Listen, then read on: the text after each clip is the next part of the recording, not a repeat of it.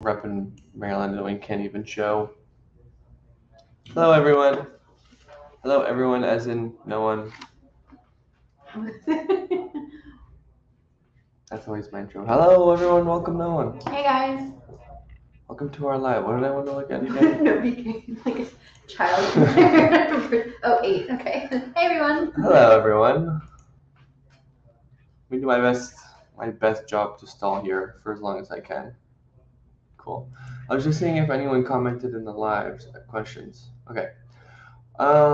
Where exactly do I find the network code? I'm in Google AdSense, but no account, admin, global settings options as described in the setup notes. Thanks. Cool. Hoku Marketing. Hoku Marketing. Hopefully you're in here. Hey. Oh, sorry. How was everyone's Halloween? If you celebrated. Yeah, that's true. Hello, lady. Well, I guess I should have edited my name tag because Anna's in here. Oh, Can yeah, I change that? My name's Anna, everyone. And I'm Charlie. Settings. General. Camera, audio. I'm sure one of you guys could probably figure this out faster than I could, that is for sure. No banning guest. I don't care. There we go. Oh, I put my name first? Alphabetical, of course. How polite. There we go. A little bit better. All right. Hello, everyone. I can either start going at questions or we can start doing some of you guys' setups if you want. There's some niche IQ stuff that was dropped today we want to talk about. If you guys aren't going to be later, check out the topic suggestions in niche IQ if you're not going to be here for a while. That's what we're going to go over. But yeah, we can go into that a little bit later. I want to give everyone a little bit more time to get in here. We did send out a notification through the dashboard. So that's what we've done a little bit different. In the past, hopefully we can get a couple new faces in here. As you guys know, we've been using the community a bunch more. Twist is basically, nearly gone. We'll probably be fully out of Twist as of next week. So most of our notifications will be sent to the community for now. We also started an Access Now Twitter page. So we're going to be posting, tips. Imogen, as you guys have been seeing a bunch, she's been doing it in Twist before. She's been doing it in Community now. But she also made it a Twitter just so we can kind of publish some of our updates of the things we come out with, the features that we update, the things we change, the way the network is changing, the way the market is changing. So that'll be a fun place to do it. But you guys can probably find the notification there as well. But I'm curious if this notification in the dashboard works well for people. That would be pretty cool. Michael Peters, hi all. I don't know if I've seen you in here before, Michael, so I'd like to say hello. Mohammed, hello. Queffy Lover, hello.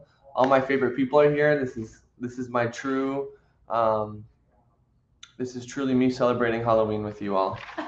I forgot my costume yesterday. Everyone at the office wore costumes.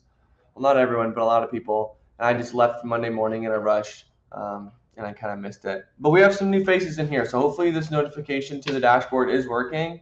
Amazon, I wrote Amazon. Amazing Story Hub says, excuse me, hello, happy to be here. Happy new month. Exactly, happy new month. Isn't it crazy? We're already creeping up on 2023. It's insane. Sweets and Lobby says hello everyone. So if you guys are new, because I do see a good bit of new faces or some new names in here, which is awesome. Some returning, of course, which is also awesome. But if you're new or unfamiliar with this, you can ask basically anything you like in the comment section, whether it's a comment, whether it's a feature request, whether it's a complaint. Honestly, we take it all. As you guys know, we love to change and we love to do updates and things rather quickly. So if there's something that's not working for you guys, the best thing to do is honestly just be very transparent with us and just be like, hey, I hated this, I love this, and we can do more of the things you love, and we can change or do less of the things you guys don't like. I'm pretty sure we have a pretty solid idea of what you guys do like, of course. New features and basically more automation, especially in terms of setting up. But yeah, that's basically how these work. So ask questions. simply, say hello, write some comments. I'm curious where some of you guys are checking in from today. Some of the new faces in here. Anna and myself, we're both currently at our San Diego office in Carlsbad, California. I can't tell if it's cloudy. It was a little cloudy this morning. It's partly cloudy, partly sunny right now, but no complaints from us here. I can start answering some of these questions now, just so I don't fall too far behind. Slow says, hi, I am planning to get into Ezoic later this year or at the beginning of next year. I have one concern with regards to my site, that it gets so much direct traffic. I'm confident that it's not bots or whatnot, but those are actual visits coming to my coming from Etsy that I offer free stuffs for download. Do you allow sites with such direct traffic? So we do, of course. Of course, if those users are real and they are engaging with your pages, if it's only download stuff on your actual domain as well, we actually cannot monetize, just straight downloads or downloadable content. That's part of Google policies, and as we are a partner with them, we do have to abide by what they say as well. But yeah, direct traffic is totally fine. A lot of you guys run really successful like newsletters, and you have subscription lists. So like returning visits and direct visits is not an issue at all, especially if you're redirecting traffic from Etsy or from another social media platform. I'm not sure if you consider Etsy a social media platform exactly, you wouldn't, but we can track that traffic, so it's totally fine. And as long as the behavior of the users is representative of what a normal visit would be, as in they're actually engaging and looking at the content on your page, then yeah, it's totally fine. It doesn't matter where it comes from, as long as it's real. Oops. Adrian, hello. I think I have an email from you that I haven't responded to yet. Yep. Sent out 119, so it wasn't that long ago. But hello, thanks for joining. Michael Peters says, hi all. Hello, Michael. J5, great to see you again. Codivo says, hi, Charlie. Hello, everyone. I really don't want to butcher your name, but I'm going to try.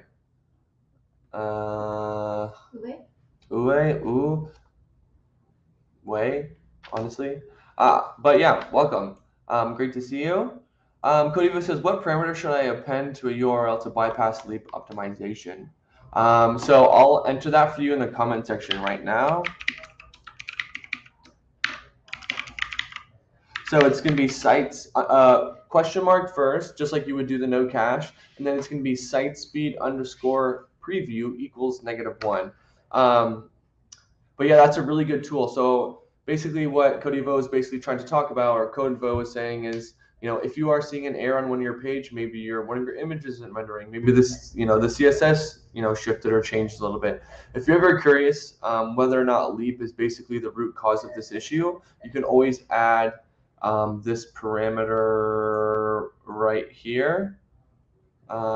Or right here, this question mark site speed underscore preview equals -1. That will basically access your page bypassing leap. The same way we would do it if you want to access the page bypassing cache, you can do question mark no cache. But yeah, this will give you your answer. If you are seeing errors or issues, you can add that to the end of the URL.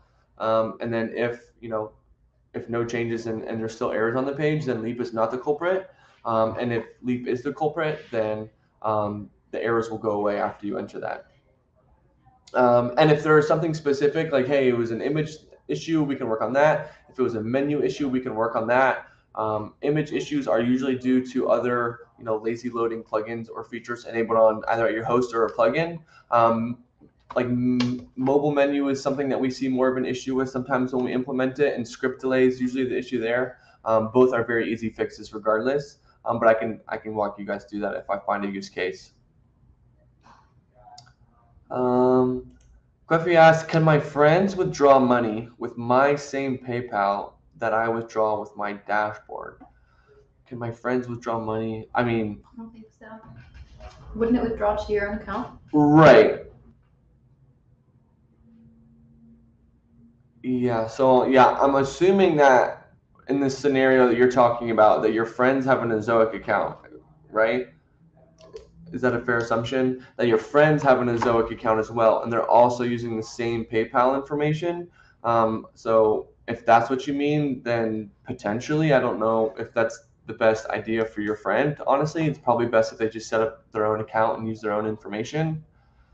If you're asking if your friends can simply, use your PayPal, because that's kind of how the question was asked. If that is the scenario, then of course, I don't know if I would give my friends my PayPal information. I trust them. Trust me, don't get me wrong. But yeah, if that's simply your question, because that's kind of how it was worded, I gave my interpretation in the first answer, kind of Zoic related. But if that's your question, then yeah, for sure they can use it. But I would just always think twice before you do share. CX Nation says, hello, Charlie. First off, hello. I would like to ask if we can hide our info in the Zoic seller JSON so people can't find out all our sites if we have more than one. So, good question. I'm not sure exactly how our sellers JSON is done as of now because it's fully automated when you guys cloud integrate. So it's something you guys never have to touch or deal with. I know it was something you guys set up and dealt with in the past. But let me, who should we ask? Probably private. Yeah, probably the privacy channel. But let me write it down just so I don't forget as well. We can always ask for you right now, and we'll be in here for a minute so we can see if we can get an answer for you. But that is a good question. Victor says, NicheIQ topic says. Victor, hi. And Victor, oh, and look at this iconic profile picture. NicheIQ topic says, unable to generate suggestions. Not enough data was found to generate suggestions for your site. We're continuously working to improve this, so check back later. Victor, is there any way you can give me? This is the one I was telling you about yesterday. Oh, so we already have this domain. Yeah, so it's only been on for like a little bit less than a week. Oh, right. Okay, so topic suggestions, especially if maybe if you're not having a ton of traffic, can take up to 7 days to generate. And as of now, I guess we can that's a good catalyst, or it's a good transition into what NicheIQ was just updated as of yesterday. We're giving you 50 topic suggestions per week. So if you guys do go to actually I can just share my screen, of course. Share screen. Should you just ask that verbatim? Yeah. What screen am I going to share? Here. Cool. So when you guys find yourself actually in the dashboard, let's go back to the front really quick. So our new topic suggestions will be under NicheIQ or NicheIQ, however you'd like to say it. We'll find it right here. When you click on it, we'll go topics. Oh wait, where did it just go? There we go. That was weird. Find topic suggestions right here, and basically you're gonna have all this information displayed for you right here, and this will give you a really good idea on maybe how to plan out your next 2 weeks or so. There was some conversation within the company saying should we offer more topic suggestions, less, but I think what we found was we will use basically a wide range of metrics to basically pull accurate and actually valuable topic suggestions, and we did this for basically 50 topic suggestions and not too many. I'm going off on a rant here, but just because the internet kind of changes so often, so frequently, so we didn't want to give 500 so you can plan out the next 3-4 months of content writing, as the internet can completely change in 3 months in total. So that's kind of why we kind of limited at 50, so that way you guys can kind of plan out your next 2 weeks for content creation. I think that this is one of the better updates that we've seen in terms of NicheIQ and SEO for Zoic, specifically for the Access Now program and you guys as publishers, because creating content and content that is performing well for you, or you have an opportunity to write for, is going to be one of the most important things for you guys in terms of growth and progression. So this is something that you guys should all be using every single week, unless you do have perfect evergreen content, which if you do, kudos, but that's really hard. And the reality for a lot of us is that these topic suggestions are going to be a really good plan for us to kind of work out our next 2-3 weeks. Cool. We can go into that a bit more if you guys have more questions, but that's basically where it will live in the dashboard, and that's kind of I wanted to talk about it today because it's going to be very important for Access Now publishers moving forward. Content is king, as you guys probably hear all over the place, but that is the reality of how this works.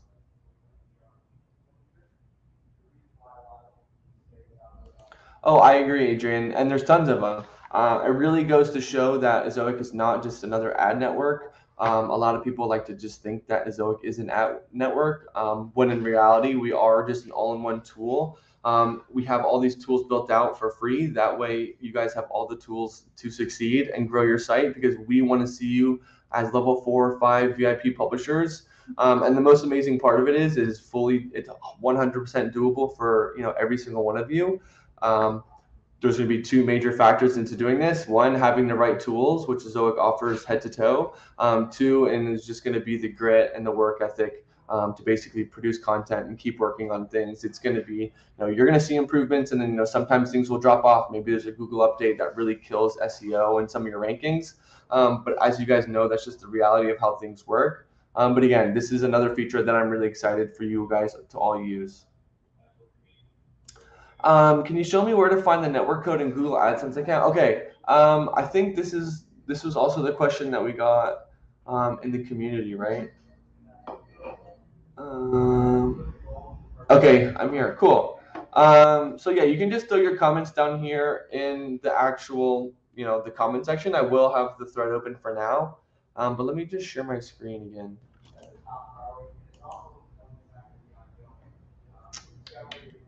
Which ones do we want to do? This one?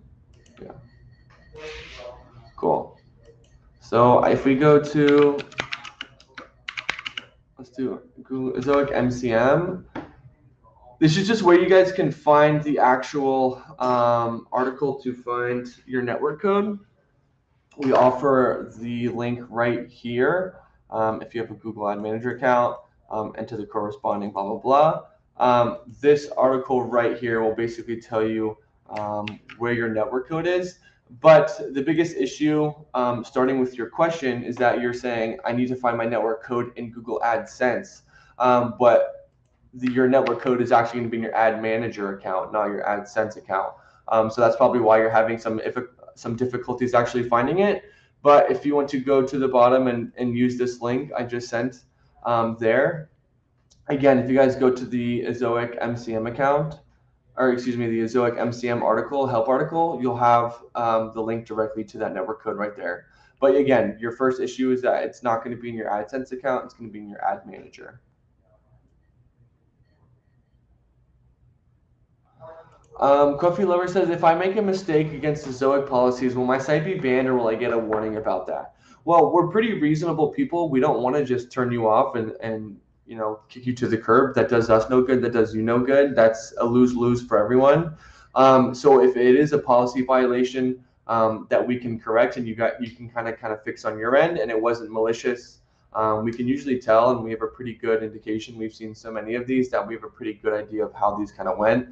Sometimes the invalid traffic is driving thousands of dollars of revenue with little to no engagement at all. But if it's something like, so a lot of times publishers will write a lot of articles, especially like scientific ones, and include definitions. So if it's something along those lines, then it's like, your definitions of some, your operative definition for a scientific term might be really close or in line with another one, which is very understandable. So in instances like that, we can kind of, say, hey, look, let's just, use your own words. You can paraphrase, you can quote articles, but you still need original content on your pages. So again, it's kind of depending on what the actual violation was. But yeah, you'll normally get a warning. And if you do get turned off, you will get at least, a notification about that as well. I did get an answer on the JSON thing. Okay. I sent it to your Slack. Oh. There's like a tab somewhere. Okay, cool. Okay. Who asked this question earlier? CX Nation. Hopefully I still have you with me here, but we did get your answer. Thanks to Anna. Thank you for that.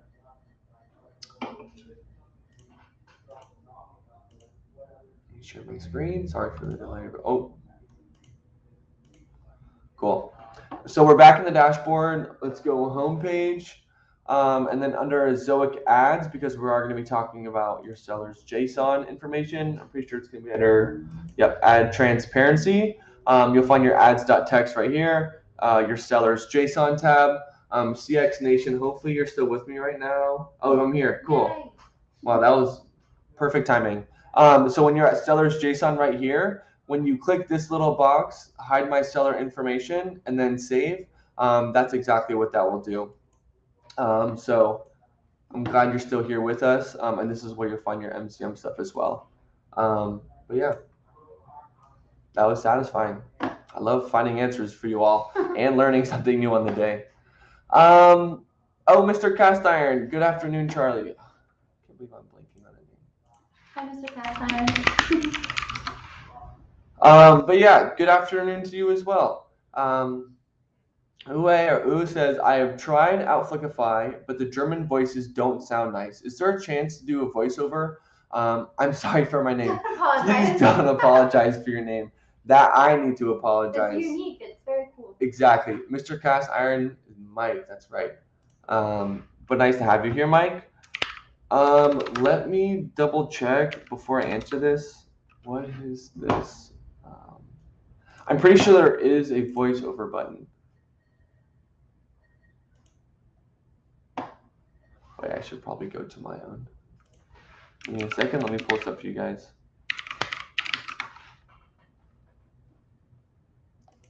But CX Nation, did you find that in there? Okay, thank you. Awesome.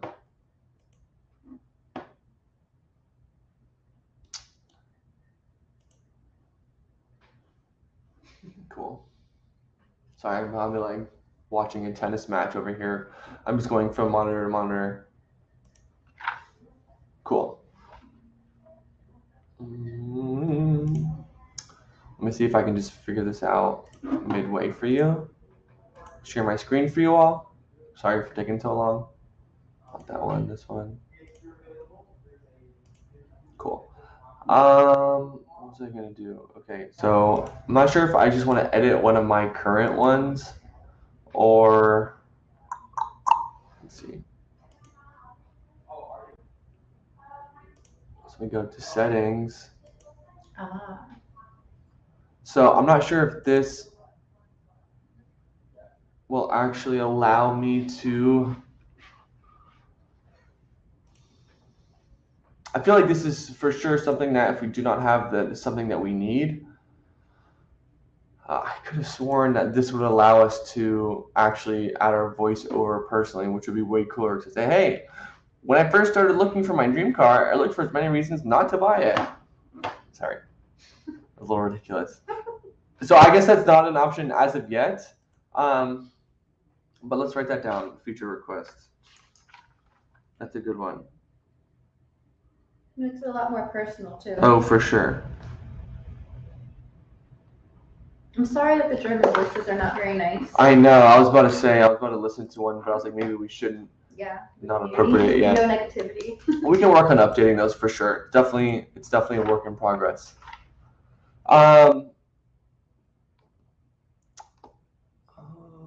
Here. Oh, Victor, it's okay. It's better to just answer questions in here as well if you've asked them before, because someone else might learn something. So if you guys are on the fence about asking a question, I would say even if you might know the answer or you're pretty sure you know the answer, I wouldn't, it wouldn't hurt to ask it because someone else might benefit from the information as well. Khalid says, how long does it take to approve a new account? So it'll normally take around, if we look at some of the data, I think, the ad manager, the Google reviews will take somewhere from like 2 to 4 days on average. Sometimes if it's backed up, it can take somewhere around even like the 10 days or on worst case scenario, 2 weeks. But I would say it's normally done around the 2 to 6 day for Google Ad Manager. And then Zoic would normally 99.9% of the time complete the review before Google. If Google does complete the review before we do, we'll basically get a notification so we can look into it right away. So that way, we're not the hindering factor here. It's going to be Google. So I would say on the latest part, 2 weeks. We rarely see that anymore, especially now. They're all pretty caught up. So I would say on average, maybe let's say 2-3 days. Can you explain a little bit on how the on-page SEO works? Sure. Let's pull this up. I think I need to pull up a different domain. I want to pull up one that has a little bit more information and actual data there, so I'm not talking about something random.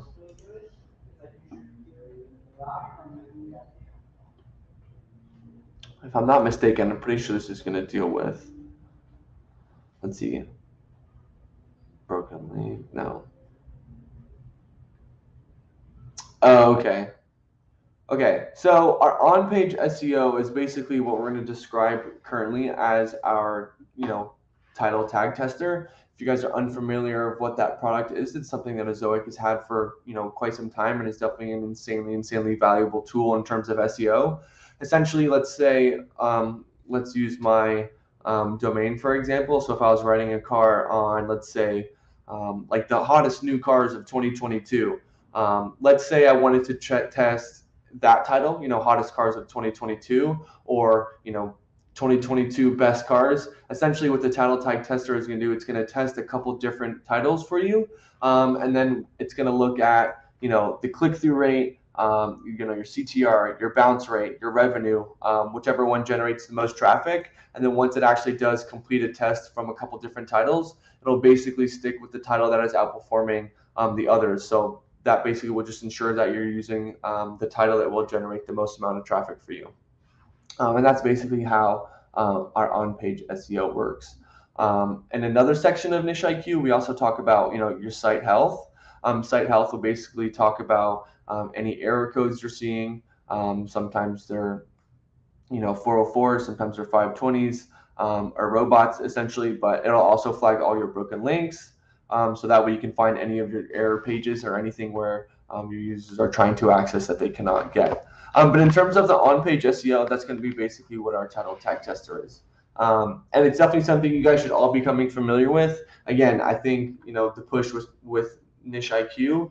We have a handful of SEO masterminds now. That department has definitely grown a ton, and it's going to continue, which is not directly pointed to the Access Now program. It's actually going to be built out for publishers of all size, VIP to Access Now.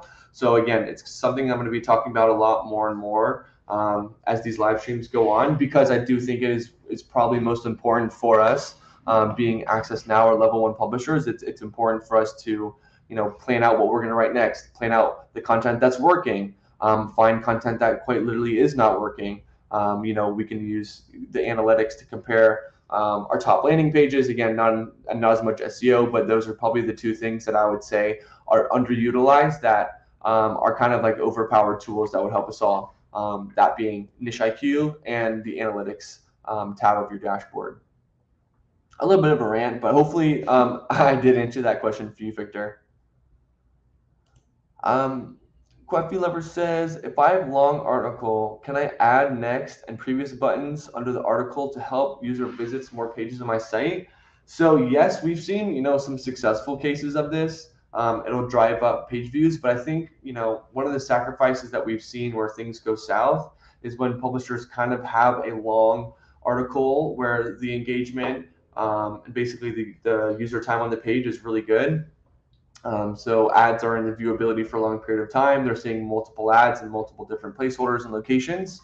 That's when it's really good. But then when publishers kind of chop them up and they turn a 2,000 word article, which is definitely on the longer end of things, if they chop it up to 5 different sections, sometimes the engagement and the viewability and everything goes down. So in terms of page views might go up, but actual revenue and engagement might go down. But yeah, that's fine. Another common tool or strategy that publishers use is they have like a related topic section in the sidebar as well. And if you're not utilizing a sidebar, that's probably one of the better things you could add. Say, hey, I noticed you read 2022 best cars. Well, maybe you could read 2021 most reliable cars, or 2021 most appreciated value in cars. So you can basically drive your users and kind of control where they go in terms of the sidebar. One of the other massive benefits of running like sidebar content like that is you can then add a sidebar placeholder above that, below it, or even if you have like 2 sections of sidebar content, you can add one all the way at the bottom. The one at the bottom you will add as a sidebar floating, so that way when you do go below the folder, below the second page, where you're not seeing the sidebar anymore, that sidebar floating ad will actually come down the scroll of the page with you, which is a really high performing ad, and I would suggest you guys all to use if you're not. Max, if I can't actually copy your text from the comment section, which is kind of annoying, I would throw it into Google Translator and give you the best answer I could. But if you could do that, I would love to answer it. Before I skip this question, STZ says, you missed my question. I definitely didn't miss any questions. So what I think actually happened here, STZ Gaming, and if it's happening to anyone else, if you're saying, hey, Charlie, I missed your question, I'm pretty careful about not missing, any comments. So what I'm assuming here is you probably asked a question and you probably included your domain name. And when you actually do that, YouTube will remove your domain name or the comment entirely from the comment section. It's just one of Google or YouTube's privacy policies that's really annoying. I basically enabled a setting that allows all comments, but still they're not answering it. Oh, I see your question down here. But yeah, if you do put your domain in the question, sometimes YouTube will remove it. So the best thing to do is maybe add a space between your domain and exclude the .com or the .xyz or the .org or whatever it is. That way YouTube might not pick it up as a domain or URL. Does a Zoic have a system like AdSense Host API, which give you the system that allow your users to make money from generating content in your site, called AdSense Host API? I am unfamiliar of this tool, honestly.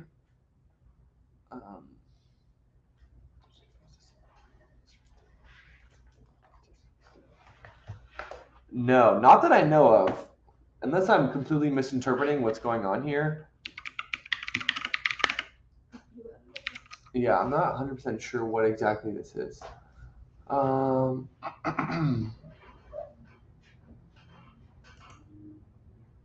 Let me see. Oh, it's for Google AdSense Host API is ideal for developers who create their own content through blogging, web publishing, blah, blah, blah, blah, blah. By allowing users to share in the revenue generated by their actions on your site, you are encouraging them to be more engaged with your platform. Users are motivated to create more high quality content, blah, blah, blah. Only websites with over 100,000 daily page views are eligible for oh my gosh. Love the ambition. 100,000 page views a day. So again, I'm not actually 100% sure exactly how this works. I don't know if this is like an SEO effort for them or is ideal for developers whose users create their own content through blogging, web publishing. Yeah, so I'm kind of confused exactly what this is.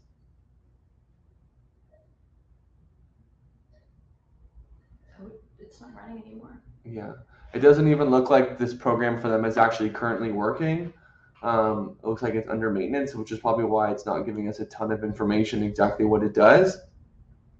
But I'm going to write this down so I can do my own little research and see actually what it is doing. Host AdSense API. But I would like to use this opportunity to say that a Zoic would not do that. Hence why the Access Now program exists. Hence why we don't withhold any tools or anything from you guys. 100,000 page views a month is ridiculous. Us as well. No, that was a great suggestion. Khalid says thank you. Hopefully we answered his question. I don't know if we did above, but you're welcome, I guess.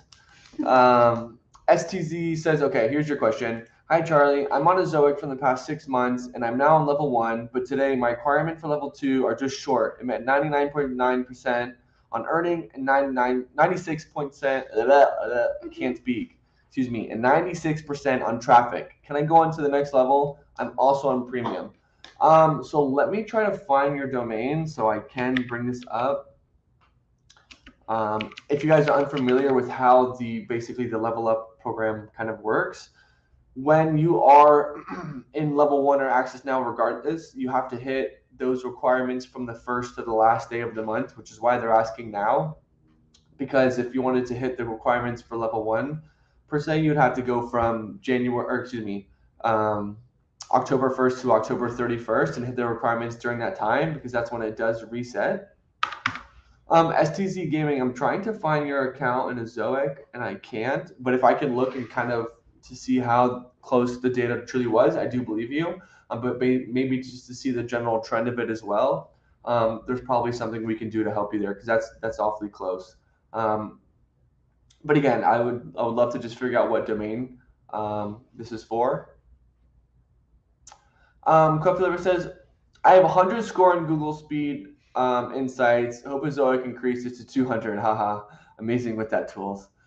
So yeah, I mean, that's great. Another really important factor to look at is your Core Web Vitals. I'm sure some of you guys are familiar, but Google did kind of shift a focus to these Core Web Vitals. These are going to basically be the metrics that are universally used. Universally by Google, which is unfortunately, one of the more important things we need to focus on. So yeah, I would go into Leap, go and check out, how that basically works, all the features and tools that we have built out through there. But that will help you actually analyze and improve your Core Web Vital scores, which are again important for Google and your rankings and your performance. But I'm happy that worked. Most features that are offered in plugins and third-party, tools are all offered in Leap. So if you want to use and kind of use one central area to control all of it, Leap is for sure your best option between caching, between all the features enabled. I mean, we can take a look at this. I'm sure you guys are kind of familiar with it, so I don't want to go too deep. I'm actually pretty behind on questions. Let me catch up. So I want you guys waiting forever. Will a Zoic work with Revolut for payment withdrawal? I'm not sure what Revolut is, but let me, at least write it down so I can at least ask and put a request in this for you. Revolut payment option.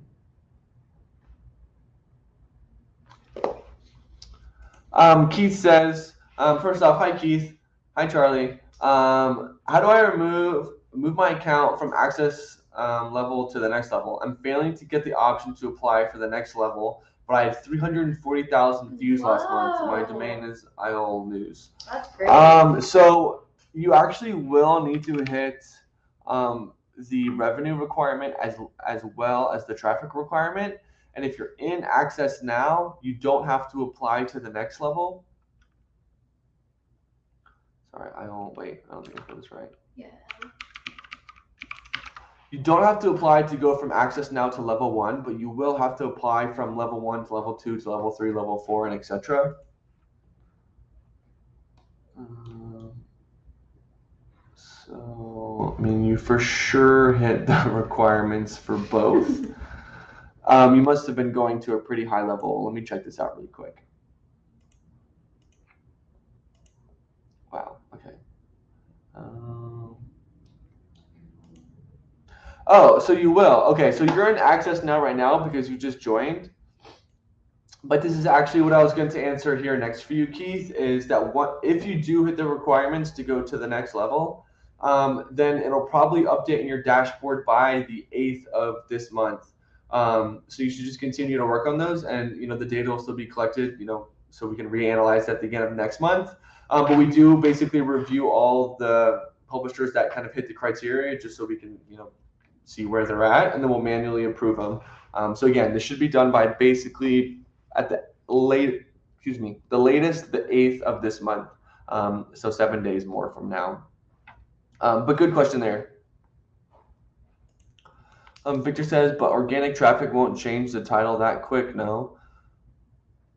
No, so I don't know exactly the time frame of how our title tag tester works. That's a great question. But it does, they do run the test for, multiple occasions and times and days and samples. So that way it does get a well-rounded sample to actually test. And I'm pretty sure it does it multiple times as well before kind of, finding one that outperforms the others. Oh yeah, that's true. But we'll basically be collecting the data regardless of how Google updates it. So when, once it actually starts showing in Google, then, we'll be collecting data from there. But that is a good point. But no, that's how this feature works. It will basically start collecting data once Google updates. What does Zoic say about quiz site that have no blog, just quizzes? So these are okay as long as, again, the users are actually engaging with your quizzes, and checking out the pages. And it's original, exactly. So yeah, again, we have lots of them. Again, I would say, it'll be a benefit of your users, and yourself and your revenue if you do also write content kind of outside of the quizzes, whether it's on the page of talking about how the quiz might work, or what it's going to cover, or how it might benefit, or what it might analyze, or what conclusions you could draw from it. But whatever you want to add in terms of original content outside of it, I think is just a great idea. Will Zoic consider stable coins like USDT for payment? Is that crypto? Yeah. So I think, we're a tech company, so we love, we love talking about this type of stuff and the potential, but I don't think this is something that we're going to be able to offer, at least right now. I for sure can't speak for the future, how fast and quickly things can change for us all. But as of right now, yeah, not even like a stable coin like that, I do not think. But again, if it is, you'll be the first one. I would love to tell. Someone says you are amazing. Thank you. You're amazing too. We love all your questions. Yeah, we really do. We really do. And we are here for you guys for sure. But if you do want to leave a review on Trustpilot, we would for sure appreciate that. If you are finding benefit for these, like, go ahead. We'll share the love with you guys if you do with us as well. Or we will regardless, to be honest. So you don't have to if you don't want to. I wish I could give you all cookies. I know. I could use a cookie. That sounds delicious. Zoic ads are not properly placed on my site. I use the AI ads. This is actually a perfect example, because I was going to say, for you guys that are here, I'm more than happy to actually pull up your dashboard and go through some of the, the optimization that I would do on my own site. I can do it on yours and just share my screen. That way, if it's not your domain, you can kind of see how I do it and kind of follow along on your end. Or I'd be more than happy to just go through and just share my screen and just visually show you guys, the different placeholders, maybe areas where you're lacking or areas that are working really well for you. But if so, what I'm trying to get at here is, if you do want me to go through your site, just drop your domain in the comment section. Again, try to space it out. So if it was, yourdomain.com, for example, maybe do your space domain and exclude the .com. That way Google won't filter out this comment. And then if you do that as well, just let me know if it's okay that I can share my screen with everyone. I'd really appreciate that.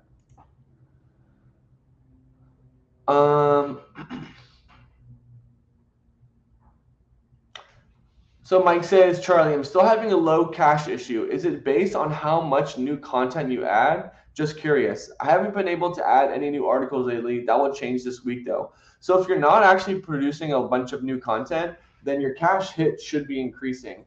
I can pull up your domain. I won't share my screen because you didn't tell me if that's okay or not. But let's check out, I'm at least, or if you say it's okay, Mike, I will share my screen and just look through it. Your friend looks like Taylor Swift. Oh, cool. I would say that's a good compliment. Yeah, thank you. Let's see. I'm just going to look at your cache really quick, and then I'll go. There's actually a handful of really good questions in there, so I don't want to get too far behind. Oh, he said it's okay. Cool. This is the scholar. Yeah, this is. Oh no, this is Mike. Okay, just fast iron. So I can see that you're lurking just below the 75. Let's check out. Let's check out first your cache settings. Let me make sure I'm sharing my screen. Okay, cool. There's the vortex. So if we want to actually find our Leap settings, guys, we're simply going to go to Leap. That's where we deal with all of our site speed stuff. Over here on the left, we're going to find caching. If we want to go down here, these are where all the cache settings are. Mike, I thought we talked about this last time, but I would for sure turn over, edit override cache control headers. I would definitely turn this on. If you want to leave a comment and say, hey, Charlie, it's okay, you can make that change from your end. I'll be more than happy to do that for you. I don't see anything there. yet, but if you want me to change that, I definitely would do that. And then once you turn that on, your cache settings will be really dialed in. The next thing I would do, I would actually go to your analytics tab of your dashboard. I'm a little zoomed out. Let me zoom in for you guys. So for over here on the left side, we're gonna find site speed. Under site speed, you'll find caching, and then we're actually gonna find Zoic caching right here. This way we can get a good idea of your cache hits, your cache misses. We can see them on a graph. We can get actual URLs that are getting both hits and misses. So that way we can see, so for the cache misses, for example, cache off, that's great. There's only one. That could have been a random request. But cache miss, if you actually just click on cache miss right here, it'll actually pull the URLs that are getting cache miss. Not only that, but it'll actually give you the reason why they are missing as well. Subsequent calls will be cached. This basically means a request has been made to this page and that the next request will then be served cache and it'll be a cache hit. So what I'm trying to say is this is actually a great thing to see here. But again, with just very low traffic, let's say someone makes a request to one of these pages and then doesn't, far later on, then we might actually need you'll just need some more traffic so that we do get repeated visits within the time frame of your cache age. But again, you'll see right here, as Anna was saying, disallowed cache control header values. So it's actually not a huge deal, but it will help your cache a little bit. As you see, it'll help with these two pages. It's only one request, but again, this could be just if you're making adjustments to your placeholders or you're making edits to your pages, and let's say you have automatic caching enabled through the CDN tab of the plugin, then if you do make any changes, we will automatically clear cache for that page. But again, this is actually a good thing. Another thing we can do if we're actually just on your pages, let's say we were looking at this one, right? One thing we can actually do is we can just open up the Zoic Chrome extension. From there, we can find Leap over on the far right. And then we can actually do this debug CDN tab on the far right as well. And we click debug cache. And this will basically give us a rundown of what it was. So you saw the subsequent call will be cached on the analytics tab right here. Then I actually made the request, probably on the same server as the initial one was. Which is why I'm now seeing cache hit detected. So that's awesome. But again, this will pull your actual settings that we were looking at earlier. So I would again, Mike, I would highly suggest turning override cache control on or to yes, not on to yes. Yum. That sounds bomb. What was Rancheros? Scroll up. It's the first one on a recent post. Oh, yum. That's a big vignette.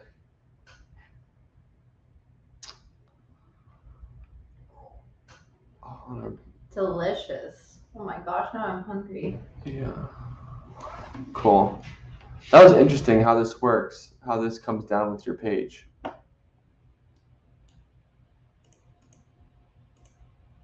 See, that could just be a function of your actual page, but I'm curious if it's not. This is a good time if if you're saying, hey, that wasn't happening before, why is it happening now? If I want to figure out if it is connected with the Zoic, I'm going to add this to the end of the URL just like this. This will basically allow me to access the page bypassing Leap. And then if I scroll again, see how the page, see how the top of the page is actually now not coming down? I can now draw the conclusion of that, this above the fold menu right here coming down is because of Leap. Again, I could also just do this. Oops.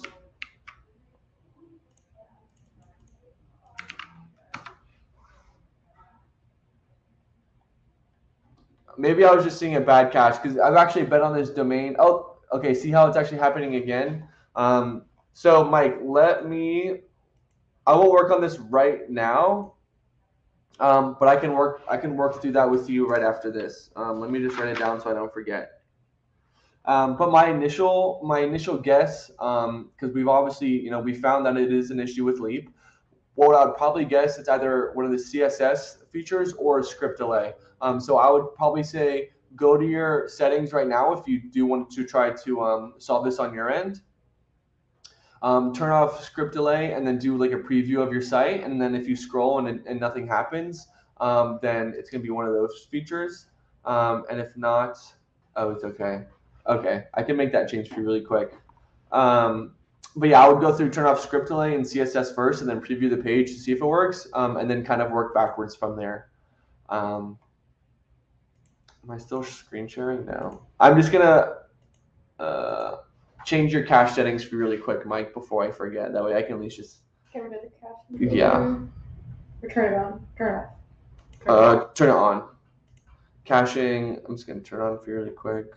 I know I'm not screen sharing right now. Oh, Mike, you worked fast. Okay, well done. Mike beat me to it. Well done there, Mike.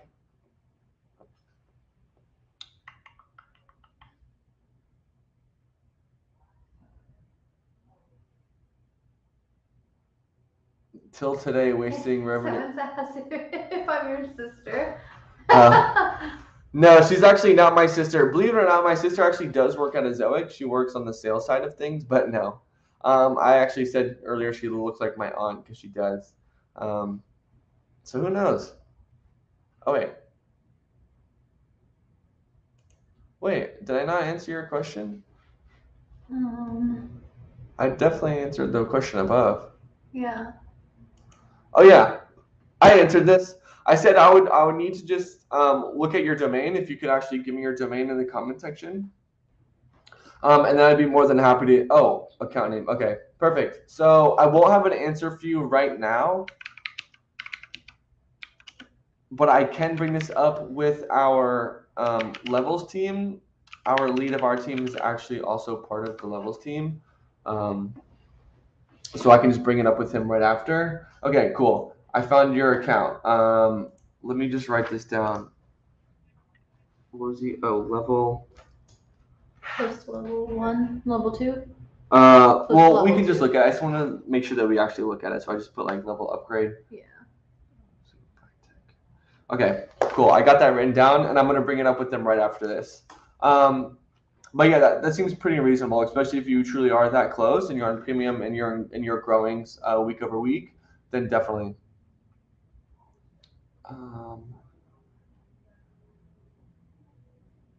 I missed this one. Is it tool that YouTube using AdSense is making it for any website? Wait, is it tool that YouTube using AdSense? I'm not sure if I fully comprehend your question here. If you could elaborate just, a little bit more on this, I'd be more than happy to give my best answer here. Then another thing, does a Zoic affect AdSense earnings? Well, yes, it does directly affect, because if you do turn on a Zoic, then you're going to be showing a Zoic versions of your pages, not AdSense versions. So yeah, your AdSense versions of your pages will be seeing less impressions. So your AdSense earnings will probably go down, especially if you send 100% of traffic to a Zoic. What that means is then your impressions and your revenue and everything will actually then be showing in a Zoic and your Zoic dashboard. One of the biggest things that really sets us above everyone else is that we have our mediation feature. So in your case, what this will look like for you, Alexander, if you were running AdSense before Zoic, you can sign up for a Zoic. You could link your AdSense account. You can import your historical data from AdSense, which actually allows our AI to learn your site and generate more revenue faster. But what the mediation feature actually does is it allows AdSense partners to bid against the Zoic ones, which means for each inventory or each spot or ad on your page, you'll basically be earning as much as possible, whether you're on a Zoic or AdSense, because if AdSense is going to pay out more, they'll win that bid, and will basically that will show up as mediation earnings, and then AdSense will actually pay those out. But from your guys' perspective, this is just ensuring that you're earning as much money as possible, and you are getting the highest bid for each inventory, or for all your inventory, excuse me. The fun is not monetized yet. The fun is not monetized yet. Not yet. Am I lost on this question, or is this? I'll just go with it for now. I think that we don't get money for being fun yet. Not yet. One day. I would say this is me having fun. So I would say this is me having fun getting monetized. Amazing Story Hub says, I'm 1 month old with a Zoic, but I wish to ask about the topic suggestions by NishIQ. I hope it's a good idea to work on them. Yeah, so if you do want to actually go through the different metrics, you can actually change the display and the rankings of how you want. So if you want something that's very low competition, you can find that. If you want to find something that one of your competitors that is writing and doing really well, and you can figure that out as well. So it really gives you a really good idea of what you want to write about and kind of how you want to work on things. My LCP and Core Web Vitals usually has a terrible score in Google Console. Have made changes, but is still bad. Hope the lead can make better improvement. And you actually gave your domain. So is it okay if I pull it up and actually start answering? If I share my screen, can you let me know if that's okay, Alexander? I'll start pulling it up for now, but just let me know and I'll share my screen and actually just go through this with you guys. Wait, what am I looking at? It's called.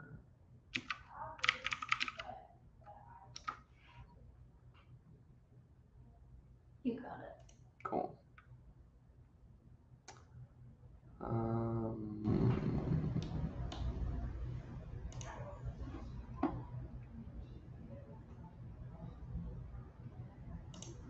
Sorry, I'm still pulling it up. Okay, he said it's okay. Awesome. Thank you for that. So let's just do a little bit of shorter, but not super short leap analysis. Share my screen. Sorry. Cool. Infinity, exactly. So if you guys are on the homepage or the homepage of the dashboard, this is exactly what it's going to look like. Again, of course, Leap is going to be found under the Leap tab of the dashboard. Before we even go there, one thing I'd like to point out is basically your cache hit rate, because the higher your cache hit rate, the better your scores in Core Web Vitals will be, specifically LCP. So seeing this is okay. This could just mean you're making a bunch of changes to your site. Again, that's totally fine. It also looks like you had more of a recent spike in traffic. That's awesome. Well done there, which could also explain why the cache hit might not be as high, because you had less requests to pages before, and then you had a bunch of new ones, so that kind of makes sense. But from there, I'm actually just going to check out your cache settings, because again, these are important for Core Web Vitals. So again, the two things I would turn on is enable cache for cookies. I would turn this on right now. And then override cache control headers, again, I would turn that on. So then once you do that, you'll basically be pretty dialed in terms of caching. Next, let's actually go to your scores. It doesn't look like, since we were looking here before, if we go to the home page, you've only been on the Zoic for not a ton of time. You only have 448 website visits in total so far, which is why Leap is actually going to show this right here. We don't have enough data to generate this report. That's just because we want to do it accurate. We want to analyze these pages accurately. So another huge plus of why Leap is so amazing. It actually analyzes real user data. It doesn't do analysis of basically a lab type setting. It is real user data. So that's why you'll see that there. But as you can see here, Leap basically unbiasedly scans your entire page and will tell you everything that is hindering site speed, regardless of if it's a tiny bit or a ton. But as you can see, you have a ton of these that are drastically or significantly worse, that are really hindering performance for you. So these are definitely things you want to look into. Ad inserter, you don't need to use that because you're doing it through a Zoic. I would highly suggest not using AMP versions of your pages. As you can see, this plugin or technology specifically is massive deficits to site speed. Essentially, again, Leap is gonna flag anything that's hindering site speed. Jetpack is definitely a really bad one as well. Not only that, but it causes tons of issues with our platform, specifically reporting and revenue as well. So that also could be why your Core Web Vitals is showing this, because of Jetpack could be actually hindering that. Again, we can still go and pull up some of your worst performing pages, because we actually don't require that. That'll basically pull all these right here. So this is this one's rather slow. That's your home page. but this one's rather slow and has a decent amount of page views. So what I'm actually going to do is I'll show you two ways I can analyze this page. The first one is I can actually just pull this up, visit the URL itself. Again, I can go to the Chrome extension.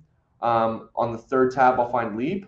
And then I can say, look, these are the recommended technologies that are getting flagged. That's what we saw on the homepage in here. Oops. And then you can analyze LCP. It's going to say, look, poor. CLS is doing great. That's awesome. Again, the technology, these are going to be all the technologies you're using, and it's going to flag them. So look, plagiarism protection, that's fast. That's not really hindering site speed. But this WP code development, that is not recommended. SEO, structured content, needs improvement. Again, a lot of these features and a lot of these things that you guys are using in here are actually available through Zoic. So again, these are things that if they're not needed, remove them. And if they are, essentially, if they are very much so needed, what you can actually do is you can go to the technologies tab again. Let's say dash icons is very, very important. What you can actually do here is just click view alternatives. And what this will do, this will show you fast alternatives that are also free that actually have the same function as the technology being flagged. To add to that, let's go back. Is there anything I missed here? Yeah, and then again, just the debug CDN. So we can actually see if this page is being cached. I'm going to assume it is because there's a lot of page view requests. Cache hit detected. So that's awesome. That's a good thing. But again, the second way we can actually do this is if we go to My Scores and generate this again, we can click Test in a Zoic Lab. And this will be kind of similar to how, other speed tests kind of like scan a page from a lab type setting. Again, this is not going to be registered from a real visit. This is a lab type setting, but you'll kind of show the benefits. You'll see the benefits of this tool here because it'll tell you kind of, the features that you should be turning on, the features that are already enabled for the pages. It'll actually flag the elements that are, hindering site speed or LCP, wherever might be the most. But as you guys can see, this does take a minute. 302. Nice. Let me see if I'm missing any questions for now.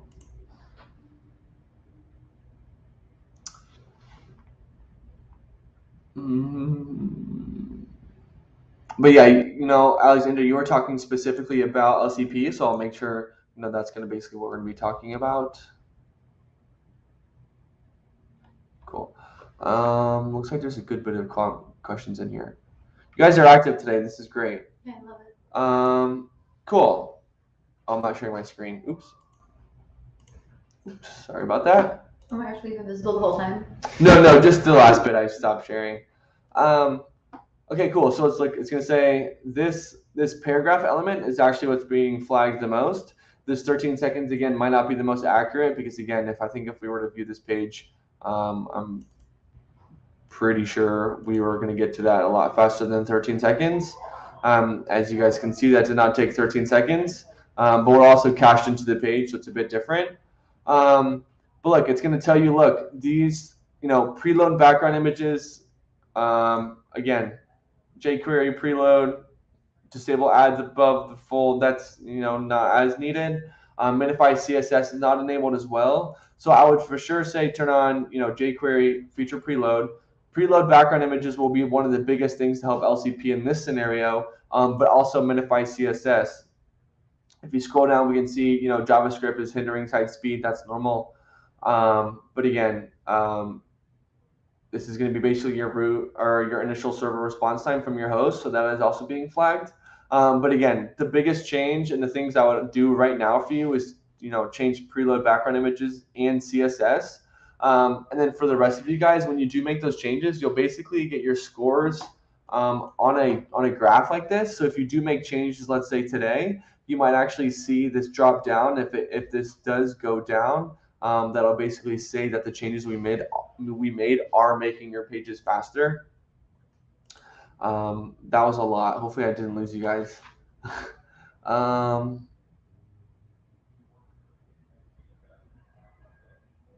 Okay, got all these. I'm afraid that will be rejected because all my traffic is from Facebook. So what do you say about that? This is totally fine. Facebook traffic, again, is great. It's a really, it's a very, very valuable platform to drive, traffic to your website. A lot of publishers do this very successfully. So again, it's totally fine.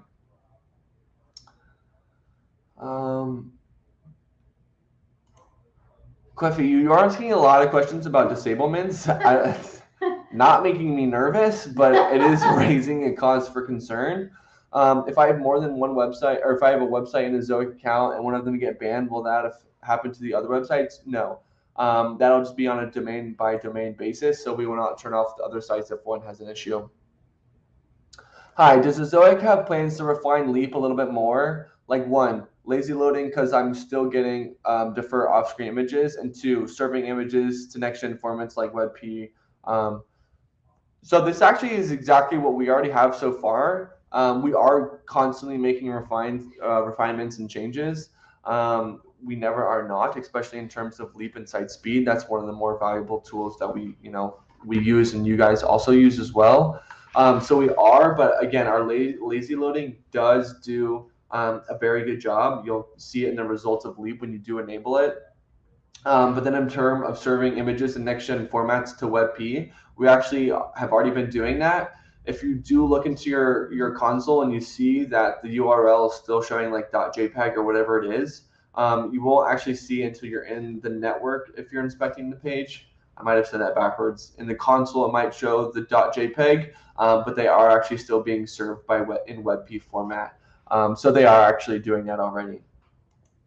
Keith says, Charlie, thank you for answering my previous question. When I initially begun with the Zoic, I had an EPMV on average about $4, but it dropped to below 2 the past 2 weeks. Could it be an issue with my placeholders? Yeah. So if you did make any changes, that's for sure what I would go ahead and check. Even if you made no changes, I would go ahead and check just to make sure that everything is dialed in. But that is 9 times out of 10 what's going to be the issue. Of course, Google Search Console can also change their algorithm. A handful of other things can come into play here, but in terms of what you can control, your placeholder setup is for sure going to be one of the first things that I would look at. I think I have to say thanks. You really amazing support. No, honestly, thank you for showing up, because I like doing this as well, and if you guys are finding benefit, that means I get to continue to do them. Again, I'm always open to suggestions of how these could even be better. They're definitely not perfect, but again, if you guys want to say, hey, Charlie, I want you to spend more time sharing your screen and going through stuff like that, or hey, Charlie, I want you to set aside more time so we can work on new features and stuff like that, or hey, Charlie, let's work on some more troubleshooting. Honestly, whatever you guys want, I will do for you guys. I really will. If you want me to get up and dance, if that helps you perform Everyone, better. tell them to get up and dance, please. No. Everyone, say it. But I really will. Yeah, we'll do whatever you guys want. And yeah, I have fun with these. These are great. So I'm glad you guys are finding benefit for these as well.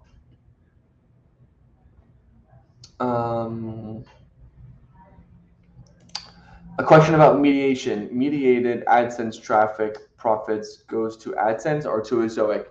So this is a really good question, Victor. If you do have AdSense mediation enabled, and if any of you guys are using or were using AdSense and you're not using mediation, go do that right now. That'll be the biggest benefit for you all. But yes, good question. The mediated earnings will be showing and what's the word, sent out to you through AdSense. You'll be paid out through AdSense and not a Zoic. We will show mediation earnings as well in the dashboard. So if you are calculating total revenue and you're looking at your AdSense payout, or excuse me, your Zoic payout, make sure you do want to exclude your mediated earnings, because that does throw off a lot of people and can be rather confusing, and that's very understandable. Oh yeah, of course. Again, I'll be more than happy to bring this up right after. I'll do a little bit of my own investigation and search, and then do that.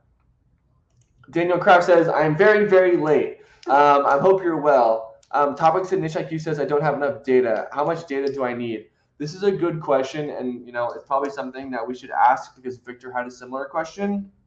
I'm not sure if it's in terms of total visit numbers or if it's just a timely manner thing, because we need time to analyze what your competitors are doing as well, and stuff like that. Sorry, I was reading some of the next questions. So I'm not sure exactly how much data you need, but if we were looking at, maybe Victor's example, he was like 7-8 days in, and he had just short of 500 visits. So maybe around 1,000 to 2,000 visits in total. Again, that's don't quote me on that. I'm literally I'm kind of spitballing that. But let me get that question answered for you. Do you want to ask really quick inside speed, see if we get an answer? Because I feel like that's. Cora, Imogen lives in England, so she's not with us. Yeah, she's in Newcastle. So currently she's probably eating dinner or watching TV or hanging out, but she's not working right now.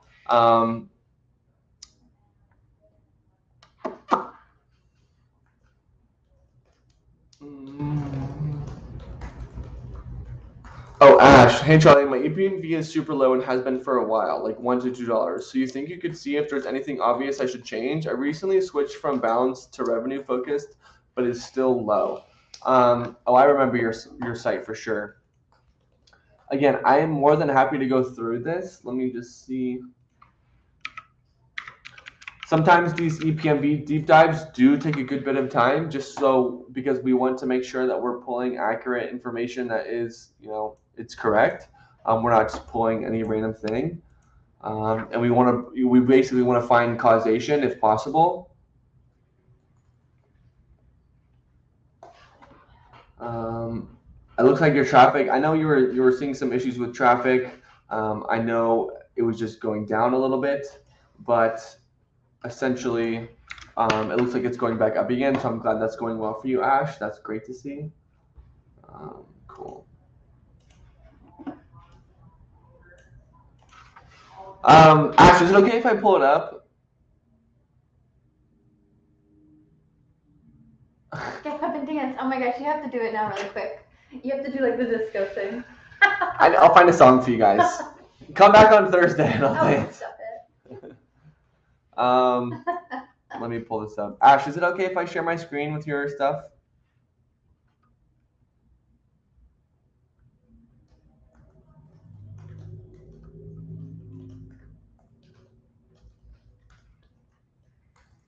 But yeah, to kind of go up and reiterate this again, they said, oh, I'll check for the console as well for WebP. So yeah, that's also just the way that sometimes PageSpeed Insights actually analyzes pages. PageSpeed Insights will actually only take a lab type scan of your page, again, not real user, basically only above the fold. So this is not even going to represent what a real user would even do on your site. So it's going to take a very small, it's not going to be very representative of what a real user would do to your site. So you do want to take like whatever this is showing in with a grain of salt. But again, it could be, they could be analyzing an older version of your page. But again, I can also show you, I can pull up on my end later on and show you kind of how you could check that. We might have to. Answer this one really quick. Someone said, how do I withdraw the Humix earnings? So Humix earnings will actually be paid out through your regular earnings at the end of the following month. Yeah, you can click on the Mexico setup instead of the news because it's more my style. Cool. Let's create this infinity pool.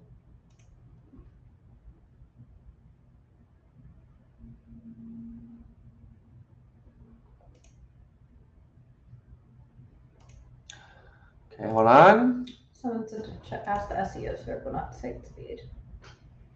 Oh, that's what I meant to say. Oops. That's on me. You check it. I do that. Sorry. Since this publisher just integrated, we need to collect data. The system will try to generate topics at the end of the week for the following Monday. Should I still ask an SEO, just in case? Yeah. So you guys can see my page. Cool. So the first thing I'm going to basically see, visits. This is a beautiful graph to see. This is also a beautiful graph to see. But we're basically, Ash was talking about the EPMV, so it's just rather too low. And as you guys can see, he's not wrong. Of course, there's so many things that do go into this equation, but it does look rather low, and it also does look like it has been on somewhat of a downward trend, which is not what we would expect. I do have a couple ideas. I kind of just want to get a good idea of how their users are engaging with their pages. I want to see where the users are actually coming from. So a lot of it's from the UK, Italy, from the US. Yeah, and a $1 US traffic is for sure. Oh wait, $3. Definitely on the lower end of things. One of my first inclinations, I know there's still being some revenue generated, but I'm curious to see if you have any GDPR set up externally. If you do, I would say disable it and use Zoix. Because if some of these countries aren't generating as much revenue, that could mean GDPR is not fully set up. But let's check out your landing pages and to see if there's anything here. I know they wanted me to look at a specific part of it, but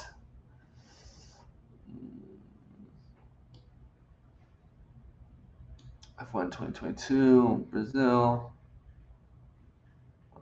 This one has lower page views, so maybe find one that's a little bit more average. It looks like this one. What I kind of just want to go through here is just basically check out some of the actual setup itself.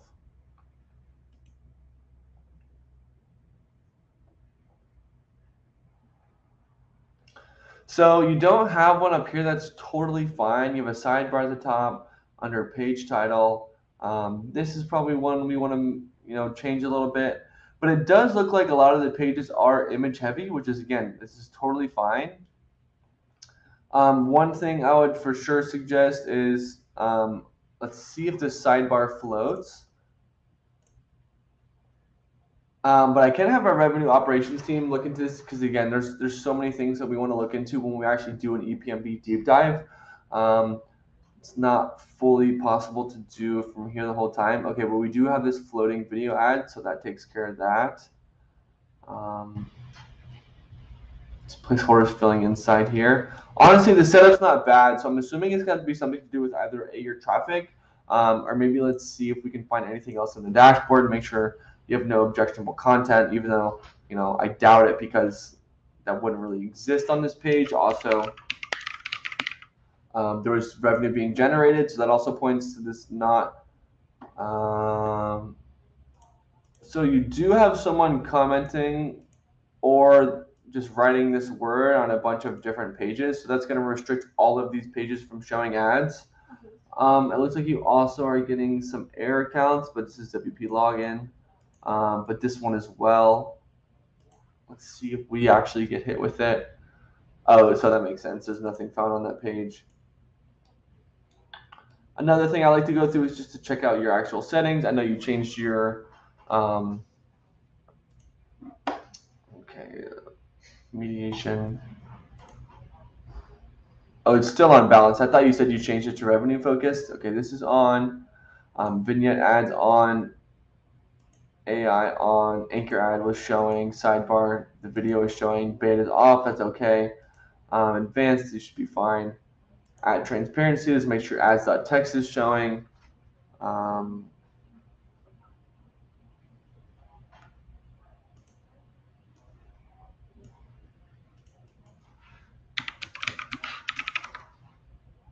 Okay, yeah, so there's a lot of other things I want to look into, Ash, but for just timely sake, we'll have to just leave it for the revenue operations team.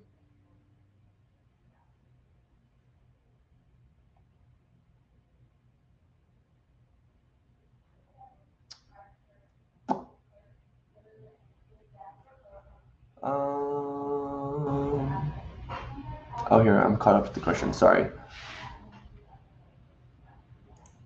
Then wanted to show my videos on Humix to my site, but it was not coming up, more like YouTube embedded. So if I'm a little bit confused on your question, but if you did have YouTube videos embedded to your pages, you can actually just click something there in Humix and we'll replace all of your current YouTube videos with the Humix version. That way you can, control the ads of how you'd want them to show. I can show you how to do that if you want, but I'm also not 100% sure exactly what the question is. I don't know if I missed the question. I didn't miss anything above. Is WooCommerce Store accepted by Zoic? So it doesn't really work well with the Zoic because we really are looking to just you want to basically monetize original content. You also want to think about that if you're running a e-commerce page like this, and if you do have products that you're selling, if you're selling advertisements, your inventory, it's going to dilute the actual products you're selling. So I wouldn't say in your eyes it's probably not the best practice. You're saying, I mean, a website with just a store. So yeah, again, that's something you want to consider. If you're obviously selling something, it's a store. So if you want to think about diluting your actual products with, advertisements, that's probably not the best thing. But I generally don't see ads when I'm online shopping. Exactly. Unless certain sites like Target doesn't have ads. Mm-hmm. I'm trying to think of other. ASOS doesn't have ads. Yeah, so it's definitely just not the best practice.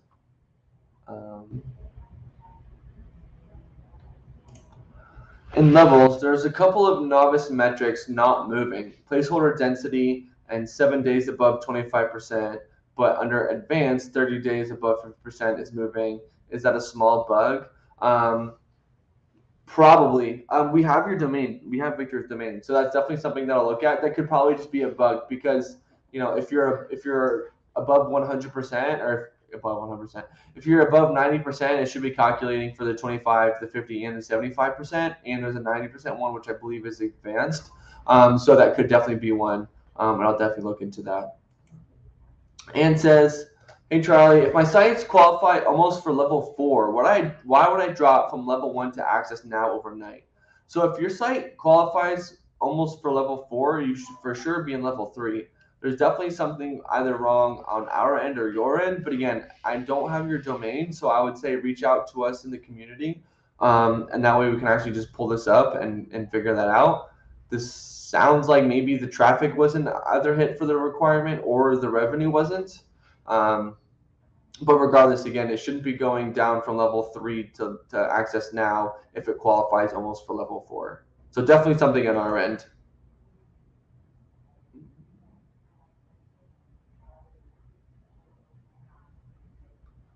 Alexander, yeah, I can check on those. Let me just get through some of these questions and then I can circle back if I don't forget. I'll write it down. Thank you.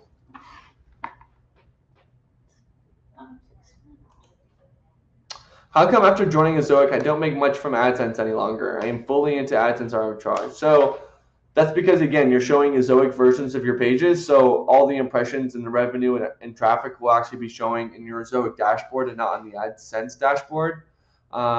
Again, hopefully there is some impressions and revenue being shown through AdSense because that will mean that you do have mediation enabled. If you have AdSense ads showing alongside Ezoic ones, that's definitely a major issue that'll hurt revenue a ton.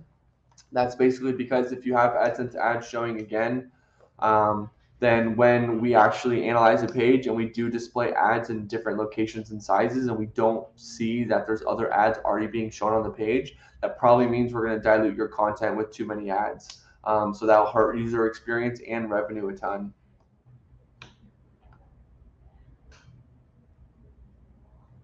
What was this issue again? What's the number?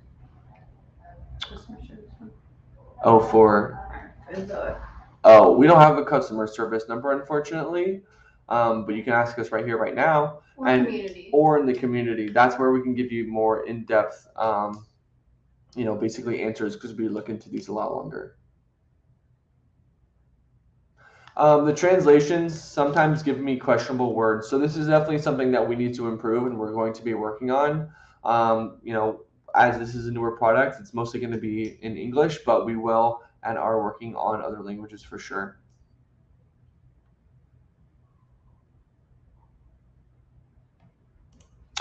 Oh, I wrote that down. You did? Yeah. Do we have his domain? We should. Let's see the K. Oh.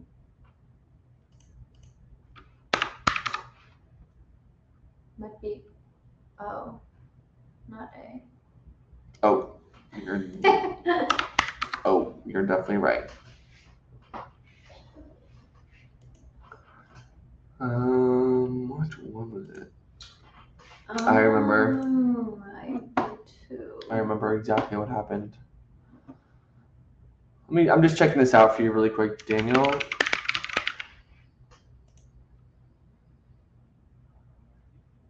Right.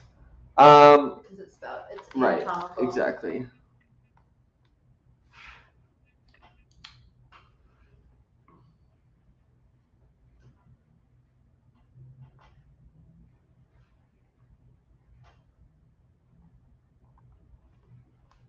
Sorry. That was definitely my fault, Daniel, to be 100% honest. That was definitely my fault. But I'll write that in request right after this. I wrote it down that way I would not forget. But that was on me. I'm sorry about that. Yeah, of course, Ash. I'll report back to you. I know you have my contact information. Cool, Alexander. Let me try to remember exactly where this button exists. But essentially, Alexander is trying to replace his YouTube videos with Humix videos. So if you go into Humix,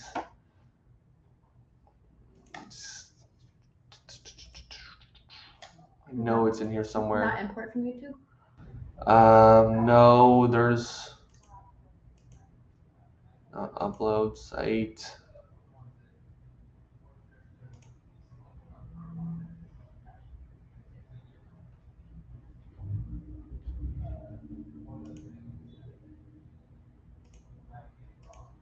Disable now, video player. Gosh, darn it.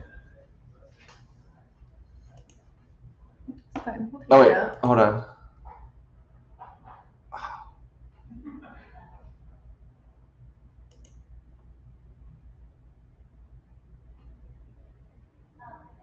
So they want to know how to change the YouTube to Yeah, Humix? it's in here somewhere. YouTube, it's got to be in YouTube settings. Ah, right here. Okay, so channel, YouTube settings, and it's going to be here. Replace embedded YouTube videos. If you turn this on, that will replace your YouTube videos. Sorry about that. It took me forever. Trendy Y says, oh, I get it. Trendy. And maybe I made that up. Anyway, when I visit my site, especially from the phone, I notice that sometimes ads take a long time to load, or only 2 ads show on the page, unlike PC 7 ads show per page, for example. So this could be for 2 major reasons. If there's less ads showing, that could just be what we find is best for user experience. That's what we definitely want to prioritize. So that's probably why, and you might just have, as you can imagine, the your field or your sample of your page is going to be much bigger on a PC than it is on a mobile screen. For example, you won't have, really vignette ads. You won't have sidebar.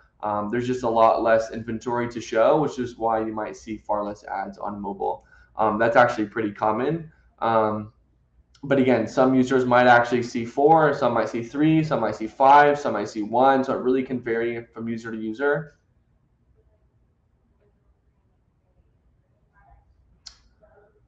And it says I have 11 domains. Okay. Did we find his? No. He was the one with the level 4. The level 4 to access now, or level 3 to access now.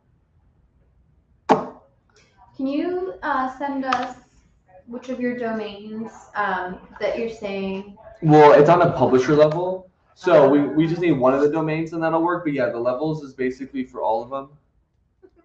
Alexander, you're funny.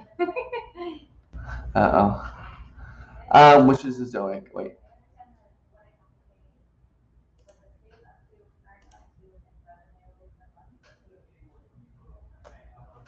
So for an instance like this, if you do have a blog and like a store, what we can actually do is we can just exclude the store from showing ads, and then from there we can actually just show ads on your blog because that's where you want to do it. You don't want to show really ads on pages you're selling something, even like tickets, because again, it can dilute sales and kind of lead directors away.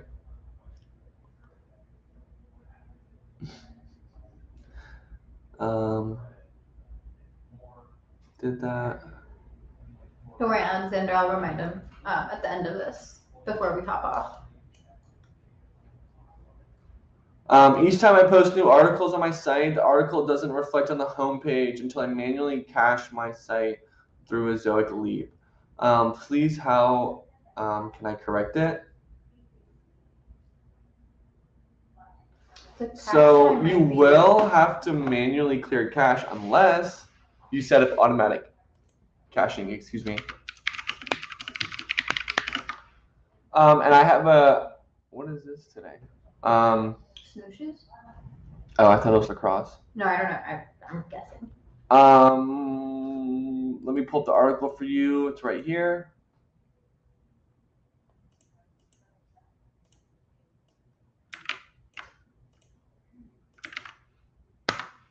Boom. So you can actually set up automatic caching through the plugin. I just sent the article down at the bottom right here. But if you type in Zoic CDN management, is what it's going to look like from your end. Is basically you're going to download the plugin. You're going to go into the CDN tab. First, you're going to enter API key from the dashboard, and then you want to turn on automatic caching, and you can enable it for the homepage as well. So that way, when you do publish a new article, it'll automatically cache the homepage and the other page. Or if you make changes to another page that already exists, like edit an article, enabling this and setting up CDN management through the plugin will automatically clear your cache for you.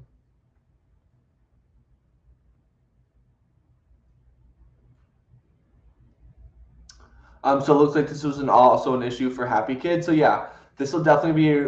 I'll give you guys this as your homework. You guys should definitely go set that up because it'll save you a bunch of time in the future. And it'll just make you one less step for you guys for the rest of your lives.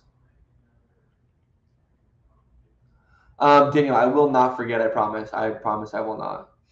That I definitely said I was going to do that last week, and honestly, I just forgot. Not going to make any excuse there.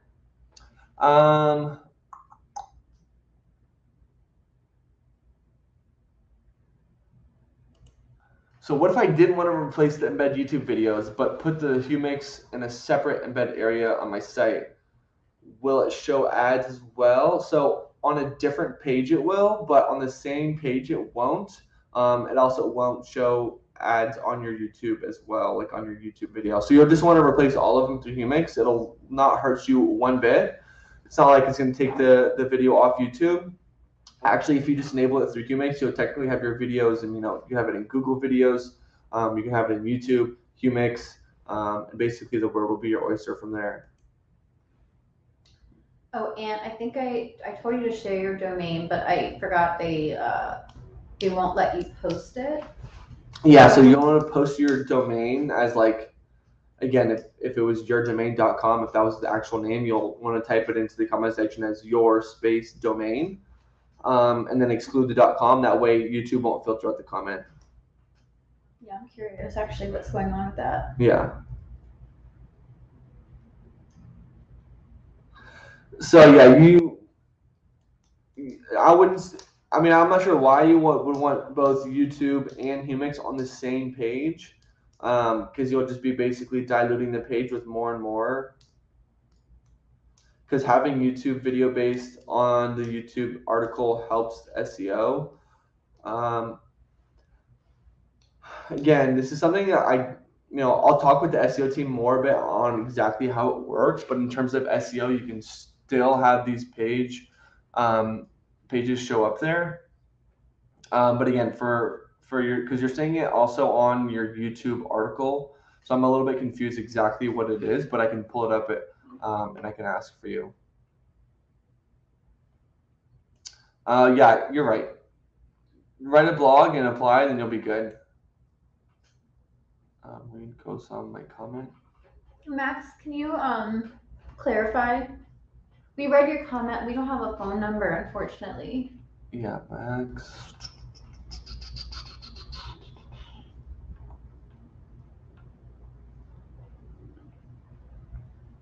Oh.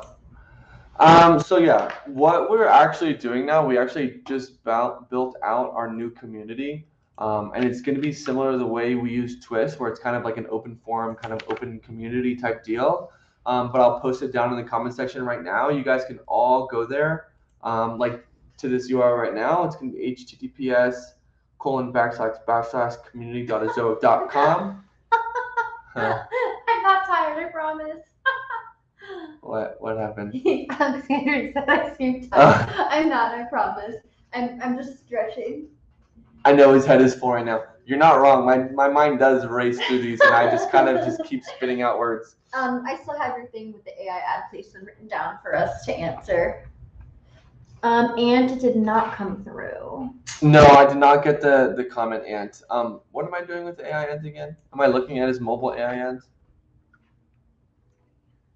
Yes. I just wrote ad placement. Okay, I can do that. I think he just wants to know what's going on with his ad placement.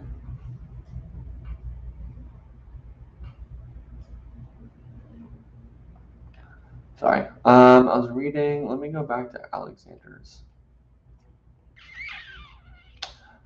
So I need to find Alexander's It's this one. domain. Yeah, mobile view. I need to remember. I'm pretty sure I remember it, but. Oh no, it's right there. I missed it. What? His actual page? Oh, it's Scholar Africa. Oh, right. Thank you.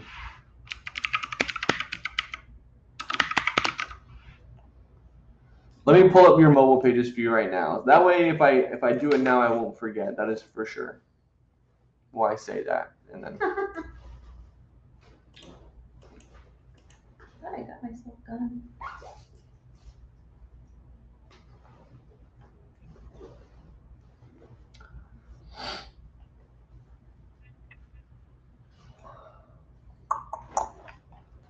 Sorry, I'm just catching up. No, I don't know why it's not working, Aunt. Okay. Let me pull up.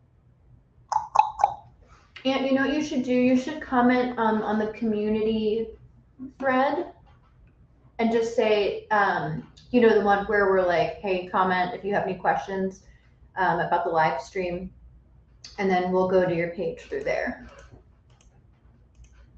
So let's go through some of these AI placeholders for mobile. That way I don't forget.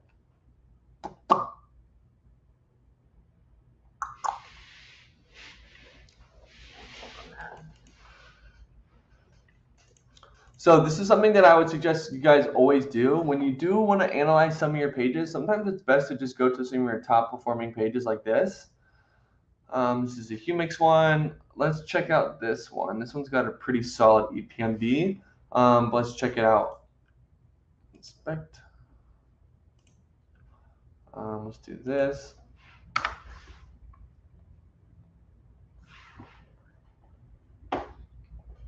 So this is cool. This is above the fold, which is fine. Oh. Let's see if that was a caching thing.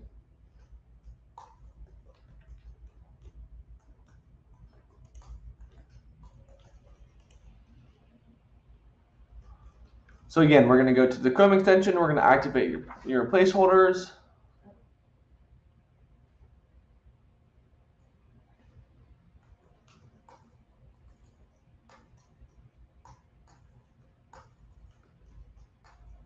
Cool.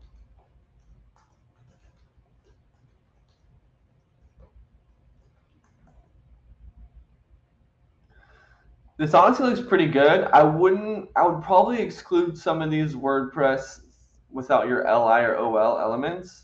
But if these look fine, then it's okay. Maybe you could add like a placeholder through here, but again, this is pretty dialed in. So I'm actually not seeing here's an AI placeholder, but this is actually okay. So the WordPress plugin generated placeholders are actually doing their job here really well.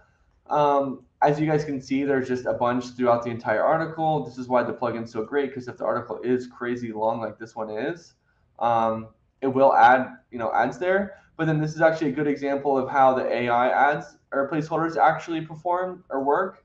The AI placeholders were basically find pages or areas on your pages where placeholders could exist, but currently don't, which is why you didn't see a lot of AI placeholders at the top, but you do see a bunch down here because the WordPress plugin didn't generate them down here. So this actually looks really, really good, especially considering how insanely long that article is. That's a great setup. The WordPress plugin placeholders are doing its thing. And then also on top of that, the AI placeholders are finding the spots where placeholders aren't, but we believe that there could be.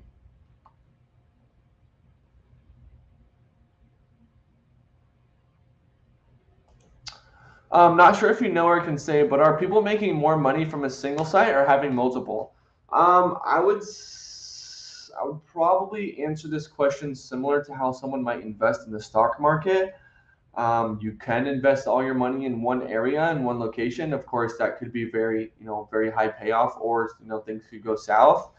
I think something that is good for publishers that do have kind of a wide range of domains, even though it might be more work, you kind of are, your investment is spread out a little bit more. So if one website were to tank or something really bad to happen to one, you still have 6 or 7 others. So I wouldn't say that one always generates more than the other, because if you were to generate all your time and effort into one domain that's doing very well, that could do great. But if you're spreading out your time through a bunch of different domains, it could also be doing very well.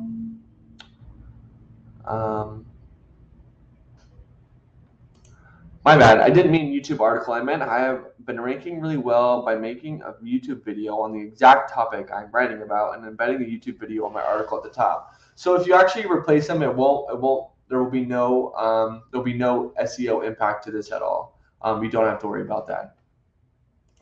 What are your thoughts about advertising some pages on a specific page on a site with the Zoic ads on it? Wait, what are your thoughts about advertising some pages on a specific page on a site with the Zoic ads on it? I'm a little bit confused about what exactly you're asking here. But my thoughts would be it'd be a great idea to put, if you want to put, wait, what are your thoughts about advertising some pages on a specific page on a site with the Zoic ads on it? You stumped Charlie. I'm stumped. I'm a little bit confused of what you're asking here, so feel free to elaborate and I can circle back. Oh, we'll get you one tomorrow. We'll get you a pair. And Charlie, I like your glasses. It looks beautiful. You guys, which are you guys gonna give me one? Maybe we both will, and you can pick which one you like more. Yeah, what color? What's your favorite color? We'll factor that in. We'll factor that in. Hair color and eye color. So I meant like knowing the YouTube video on the article helps the ranking. I want to put the Humix video maybe in the middle of an article. Will the Humix video show ads or play when the user scrolls past it? Oh, scrolls past it. So it'll play when the user actually gets to it, depending on where the actual video is located on the page. But in terms of SEO, it will not hurt your SEO. But this is also a really good point to bring up. What was it, rank math, or I think it was rank math. Gosh, who was it? Came out with a statistic recently saying that 83% of websites that have one video, perform better on average than those without. I'm trying to remember who actually came out with that study and that data. It's probably in my other notebook. But yeah, so having videos on your pages is going to provide a lot of benefit for you guys. Video content is for sure going to be a focus for many moving forward. I got his site, by the way. Cool. Got it.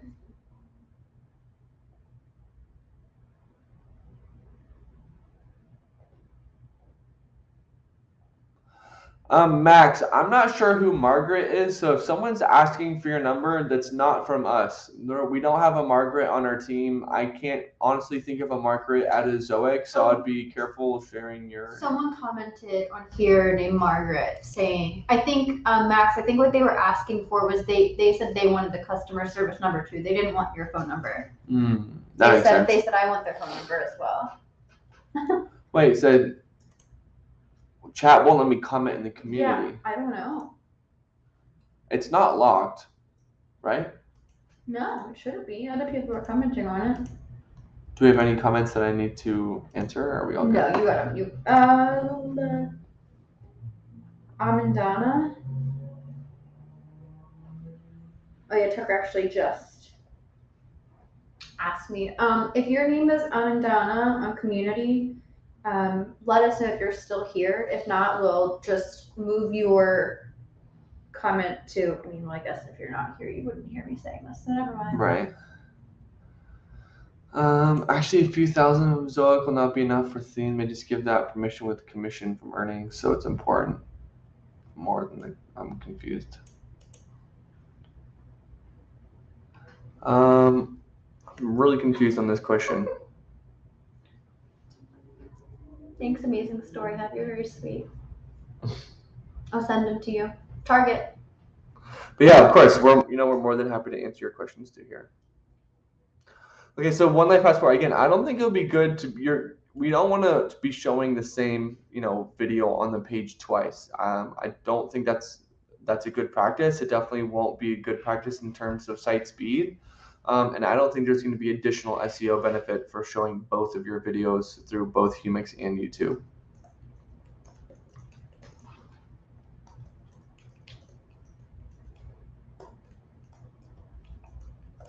Correct. This is exactly correct. So if I enable the stuff to replace YouTube embedded with Humix, automatically anytime I embed my YouTube videos existing on Humix, the Humix own will take its place. That's correct.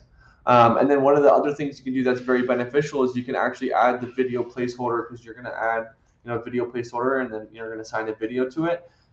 Even if it's already a YouTube one, you can add another video placeholder that's the same ID. Maybe on like 2 or 3 different parts of the page. Maybe you can try just 2 different locations, and that way our AI can actually figure out which location is actually going to outperform the other one. That way you can be, optimizing your site to the best of your ability.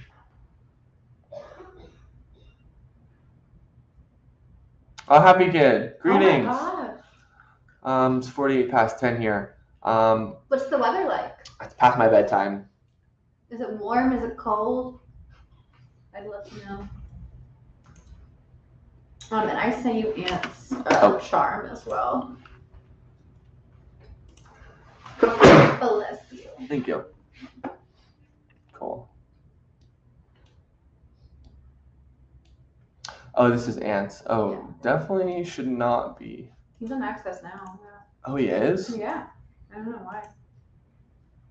Warm here. Awesome. I'm jealous. Well, it's actually warm here. I can't complain.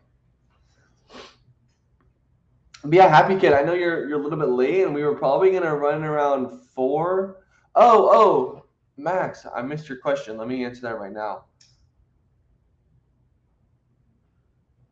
Okay, let me look through this really quick.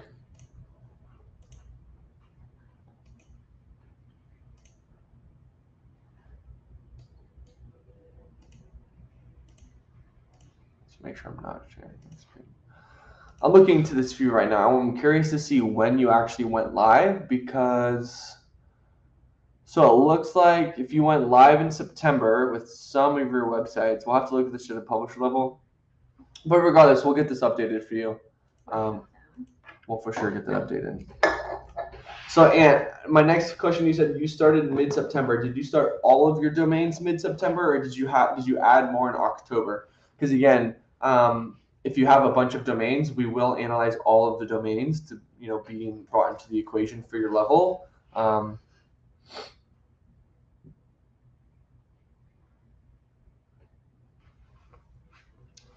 So Max was asking, saying, "Hey, look, my site was denied for low value content. Can we figure out what the issue is?" Let me look this up. I think it's what March is. Is it .club or Duke? Oh, is that what it is? So normally when your domain is denied by Google for low value content, it's March's .club. Okay. For low value content, the primary 2 things that I'm going to first think of is that if all of the article or if all of the categories in the menu of your homepage doesn't have 6 or more articles, or if articles repeat across multiple categories. I'll kind of walk you through exactly what I mean here, because that is a little bit confusing.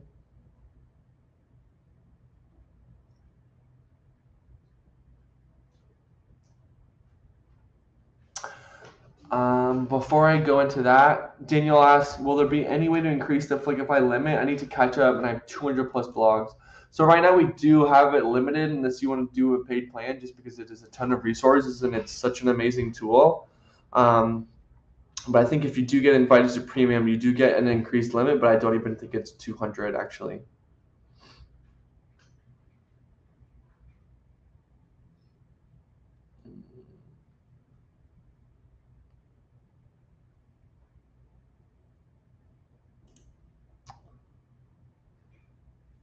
Team website. I'll look into that for you, but if you want to add a blog to the store, then yeah, that's totally fine. Then you can definitely add ads there for sure.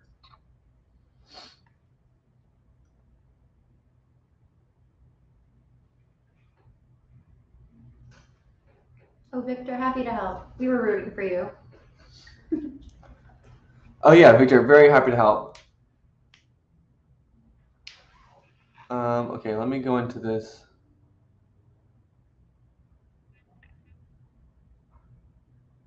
Good night, happy kid. Bye, happy kid. Have a great night. We'll be doing another one of these on Thursday if you guys would like to join. Where was I going again? Okay, let me pull up this domain and show you guys exactly what I would look for in terms of low value content. Again, it's most likely going to be something with the menu here. So what I would basically just go through and all these and see, oh, okay, this is exactly what I mean. So right as I actually click on, technology generator, see how there's only 2 articles here? You're actually going to need 6 or more to show. See how there's no more articles? So for each category, including this one, you'll need 6 articles or more. Including this one, you'll need 6 articles or more. So every page that actually, you'll probably want to remove that redirect away as well. But all of these pages will need 6 articles or more, or else Google will continue to deny. That's why you're getting denied for low value content. But look at the privacy policy, though. Yeah, that was good.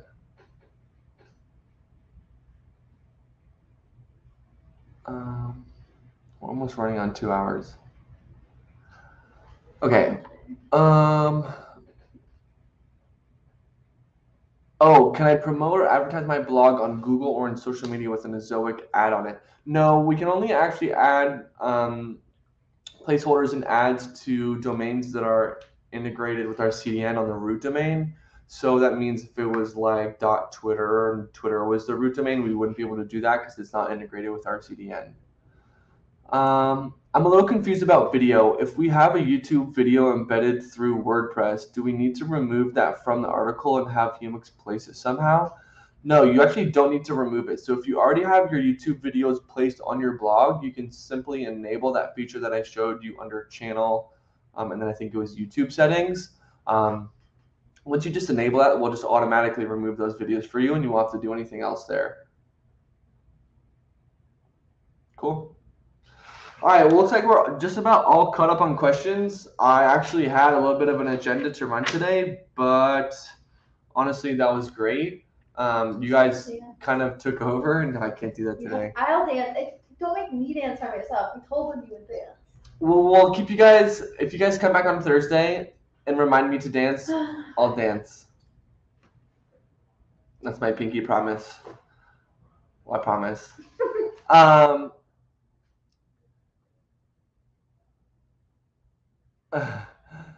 Alexander says, before you conclude today, I kind of need any writing jobs, bro. Just do a little shout out for me. Hit up Alexander if you need any content to be written. He's a writer and he'll do it for you. Okay, cool. Thanks, Charlie. You're the bomb diggity. You're the bomb diggity, Mike. We really appreciate you guys coming and honestly spending some time with us. We're glad you guys found some benefit. So Max, yes, you will need to put 6 articles for each category, but you want to make sure that the articles do not repeat across different categories. Keywords are not required, but maybe an image or 2, H1, H2. But yeah, then you'll be set. You'll really be set. But we are going to wrap it up there. Again, thank you guys so much for joining. We love these. They're tons of fun. I'm glad you guys find some good benefit. Yeah, you can do a placeholder for Humix videos. That's something I'll be more than happy to show for you guys next time, because I do have a really good Wait, did we not give Alexander a shout out? Anyway, If anybody needs a writer, hit up Alexander. hit up Alexander. He'll help you out. I'm not sure where I would direct them to. I don't know, but we can figure that out for next time. But I will give you guys a placeholder rundown for Humix because there's kind of like 2 little tricks that I would like to show. But again, thank you guys so much. If you have any other questions, feel free to post them on community. We'll be on there after this.